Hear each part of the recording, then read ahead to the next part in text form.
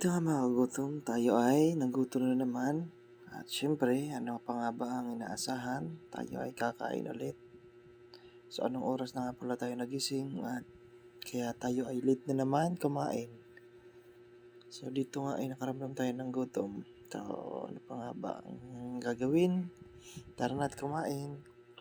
Sabayan nyo na ako mga kagutom, kumain na tayo. Sa mga di pa kumakain dyan, tara na po, sabayan niyo po ako.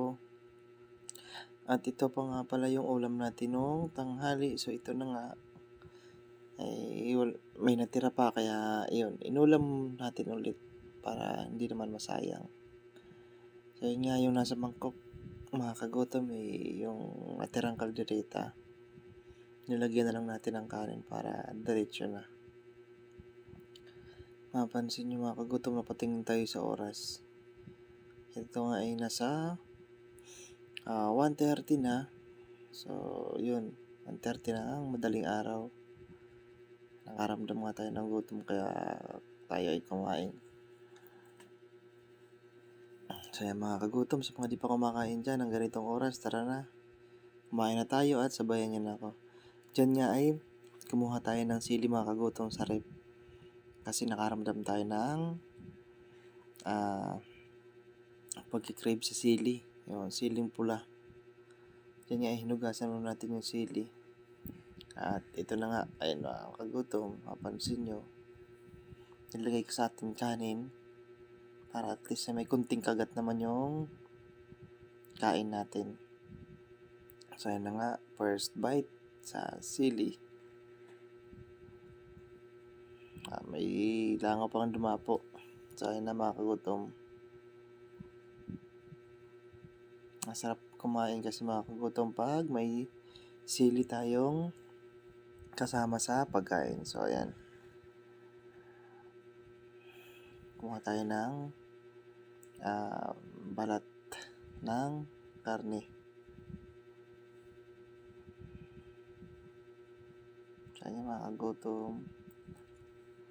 Abot natin yung sausawan dyan na mayroon ding sili. Yung tuyong may sili. So ayan na nga. So abot tayo ulit mga kagutom.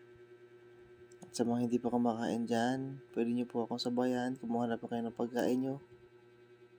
Nang sabay-sabay tayo mabusog. So ayun na nga at kumuha tayo ulit ng ulam at sinawsaw natin sa tuyong may sili.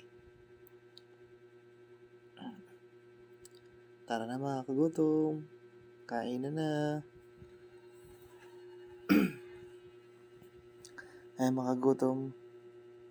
Napakasarap na ulam natin na yan. Kalderitang baka.